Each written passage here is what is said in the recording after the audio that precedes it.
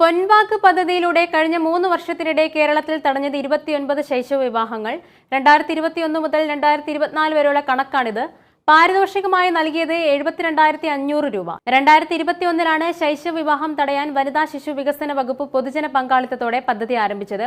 വിവരം നൽകുന്നവർക്ക് പാരിതോഷികമായി 2,500 രൂപ നൽകുന്നതാണ് പദ്ധതി. 2021-22 വർഷത്തിൽ 14-ഉം 2022-23 വർഷത്തിൽ 10-ഉം 2023-24-ൽ 5-ഉം ശൈശവ വിവാഹ വിവരങ്ങളാണ് റിപ്പോർട്ട് ചെയ്തത്. കൂടുതൽ കേസുകൾ റിപ്പോർട്ട് ചെയ്തത് മലപ്പുറത്താണ്. 11 എണ്ണമാണ് മലപ്പുറത്ത് റിപ്പോർട്ട് ചെയ്തത്. കോട്ടയം, എറണാകുളം, കണ്ണൂർ, കാസർഗോഡ് ജില്ലകളിൽ ഇതുവരെ കേസുകൾ റിപ്പോർട്ട് ചെയ്തിട്ടില്ല.